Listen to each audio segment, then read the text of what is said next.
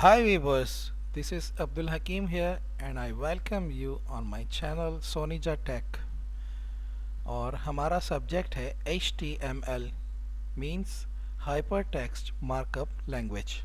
HTML में अब बारी है हमारी सिलेक्ट ऑप्शन लिस्ट की। तो वो जो है हम फॉर्म में करेंगे, तो उसके लिए सबसे पहले तो हम कोडिंग को नया कर लेते हैं। अच्छा, यहाँ पे हम नेसेसरी टैग्स लगाएंगे HTML body close HTML close.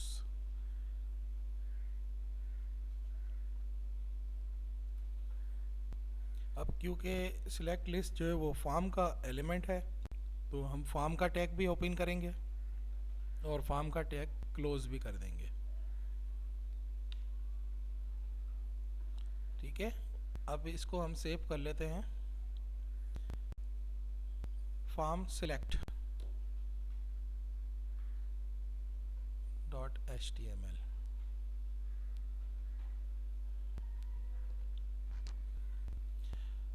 अब हम इसको कोडिंग में ज़रा चेंजेस करते हैं। फॉर्म के अंदर उतरेंगे हम लोग और फॉर्म का जो एलिमेंट है, सबसे पहले तो हम इसमें एक लेबल लगा लेते हैं। तो हम क्या करेंगे, कंट्री चॉइस करवाएंगे इस लिस्ट के अंदर। तो यहाँ पे हम लेबल लगा लेते हैं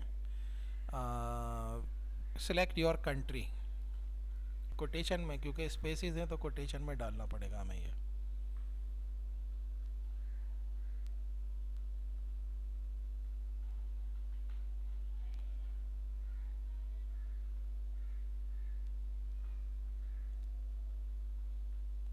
अब हम बनाएंगे टैग सिलेक्ट का। सिलेक्ट के टैग को हम क्लोज भी कर देंगे।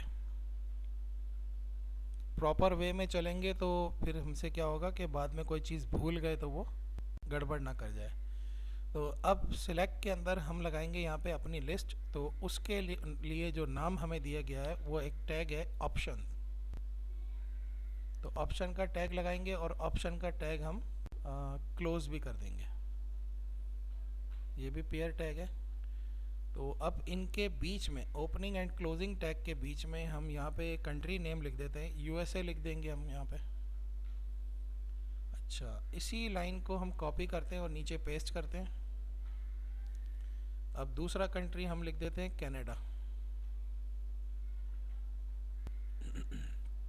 तीसरा हम लिख देंगे यूके। फिर चाइना।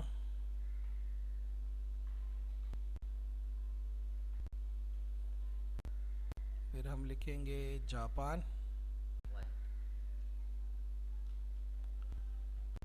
तो अब ये हमने 5 कंट्रीज़ के नाम यहाँ पे लिख दिए हैं। अब इसको हम सेव करके और एग्जीक्यूट करते हैं।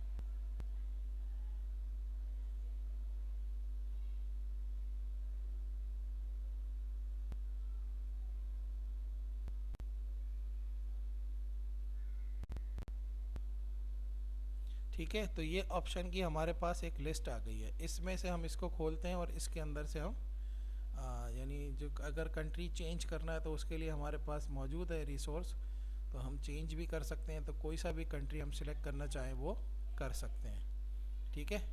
अच्छा, अब इसमें अगर हम चाहते हैं कि हम पहले से ही कोई कंट्री सिलेक्टेड, क्योंकि इस वक्त जो पहला नाम है वही सिलेक्टेड आ रहा है। ठीक है, वो सामने आ रहा है हमारे पास, यूएसए हमारे सामने आ रहा है।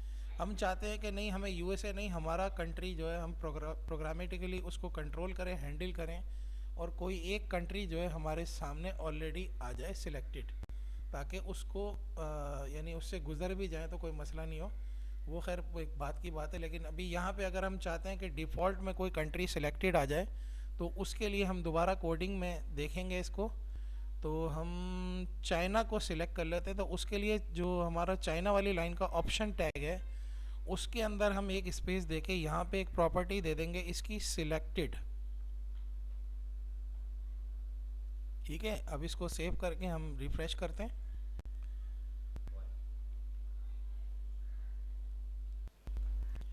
तो ये हमारा फायरफॉक्स में वो चल नहीं रही थी उसकी प्रॉपर्टी, तो हमने क्रोम लॉन्च किया है और क्रोम में ये सिलेक्टेड आ रहा है। दोबारा हम इसके कोडिंग में जाके कुछ चेंज करके देखते हैं। तो सिलेक्टेड को हम किसी और कंट्री पे लगा के देखते हैं, उसके बाद हम देखेंगे फायरफॉक्स पे क्यों नहीं चल रहा है। वैसे चलता है ये, लेकिन बाज़ों का सॉफ्टवेयर के प्रॉब्लम आ जाते हैं। तो ये हमने अभी चेंज कर दिया सिलेक्टेड का, देखते हैं क्या गड़बड़ थी इसमें। तो हम इसको दोनों पे, क्रोम पे भी और उस पे फायरफॉक्स पे भी हम चला के देखते हैं। ठीक है, तो ये मसला इसमें शायद सॉफ्टवेयर में ही आ रहा है, क्रोम पे ये चल रहा है सिलेक्टेड का और उस पे नहीं चल रहा है। ठीक है, तो बहरहाल ये बाज़ औक़ात प्रॉब्लम्स आ जाती हैं, तो हमें ये देखना पड़ता है कि कौन कौन से वर्जन्स आ गए, कौन कौन सी चीज़ें डेप्रिकेट हो गई हैं। वक्त के साथ साथ ये सब कुछ होता है। तो दोबारा हम कोडिंग में चलेंगे, हम दोनों ये लॉन्च रखेंगे, इनको देखते हैं कि क्या क्या चीज़ें इसमें से डेप्रिकेट हुई हैं। तो दोबारा कोडिंग में हम यहाँ पे अब सिलेक्ट के जो है ना कुछ एट्रीब्यूट्स वो अप्लाई करेंगे।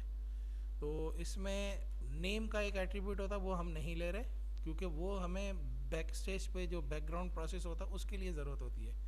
यहाँ पे मैंने किसी भी चीज़ का नेम लिया ही नहीं है।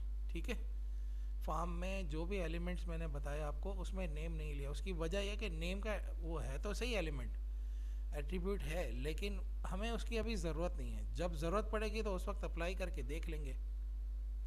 दूसरा इसका एट्रीब्यूट आता है जो सिलेक्ट के अंदर हम डालेंगे, वो है साइज़।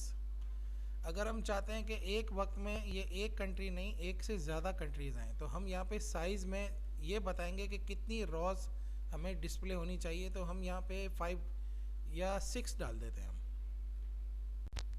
ठीक है, इसको सेव करके हम देखते हैं कि क्या रिज़ल्ट आता है। दोनों में ही चला के देखेंगे हम। ठीक है, तो अब ये इसने इसके साइज़ को बड़ा कर दिया। अब एक चीज़ इसमें दिखानी है आपको, एक और एट्रीब्यूट हमने अप्लाई करना है, लेकिन हम फ़िलहाल आपको ये करके दिखाएंगे कि ऐसा होता है कि नहीं होता। तो ये दोनों में हम जो है, पहले तो हम फायरफॉक्स में देखते हैं, कंट्रोल की दबा के और जो सिलेक्टेड कंट्री है उसके अलावा किसी और पे क्लिक करते हैं हम। ठीक है, तो ये इस वक्त हमें अलाउ नहीं कर रहा मोर देन 1 वैल्यूज सिलेक्ट करने का। ठीक है, दोनों में ये इसी तरीके से होगा।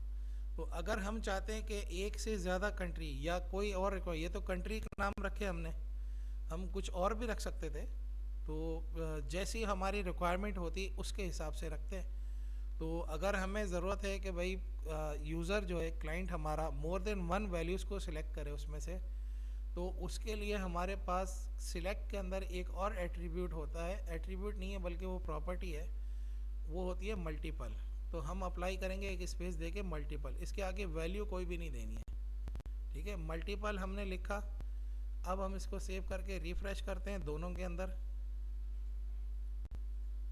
ठीक है, कंट्रोल दबा के किसी दूसरे कंट्री पे सिलेक्ट करें तो ये मोर देन 1 कंट्रीज़ को, या यूं कहें कंट्रीज़ का नाम अगर हटा देते हैं तो ये हमें फैसिलिटी प्रोवाइड कर रहा है कि हम इसमें से मोर देन 1 वैल्यूज़ को सिलेक्ट कर सकते हैं। ठीक है, तो ये हमारी थी ऑप्शन लिस्ट, इसकी प्रैक्टिस कीजिएगा। अब कुछ चीज़ें ऐसी हैं जो कि रह गई हैं हमारे इनपुट के, जो टाइप एट्रीब्यूट था उसकी, और जैसे साउंड, वीडियो, इमेज वगैरह, वो देखते हैं हम नेक्स्ट वीडियो में क्या क्या कवर कर सकते हैं। तो ये जस्ट इंट्रोडक्शन है आपको टूल्स का। ठीक है, असल काम तो इसके बाद आने वाला है। इसके बाद भी, बल्कि वो भी असल काम नहीं है, वो तो हमारी स्टाइल शीट होगी वो डिस्प्ले के हवाले से। लेकिन जो बैकग्राउंड प्रोसेस के लिए जब हम काम करेंगे स्क्रिप्टिंग लैंग्वेज, असल काम वहाँ पे आएगा। तो जो चीज़ें इसमें रह जाएगी, तो आप ये नहीं सोचें कि ये चीज़ें जो है वो छोड़ दी गई हैं, वो कोई इसमें डिस्टर्ब होने की ज़रूरत नहीं है, उसके लिए परेशान होने की। वो जब हम स्क्रिप्टिंग लैंग्वेज करेंगे, जब इनको हैंडल करने लगेंगे, इस वक्त तो जो भी हमें दिख रहा है वो एक स्टैटिक पोजीशन में दिख रहा है, एक इमेज की तरह दिख रहा है। हम इसमें कुछ भी नहीं कर सकते। एक मरतबा पेज डिस्प्ले हो गया, उसके बाद आप उसको उसकी हैंडलिंग कुछ नहीं कर सकते। ठीक है ना, जस्ट हमें दिख रहा है बस वो। तो वो उसकी हैंडलिंग किस तरीके से होगी वो जाके हमारा स्क्रिप्टिंग लैंग्वेज के अंदर होगा। तो इस वक्त आपको इंट्रोडक्शन देना होता है इन टूल्स का। ठीक है, तो ये अभी हमारी वीडियो कंप्लीट हो गई है, इसकी प्रैक्टिस कीजिएगा। मिलते हैं नेक्स्ट वीडियो में। Thank you very much.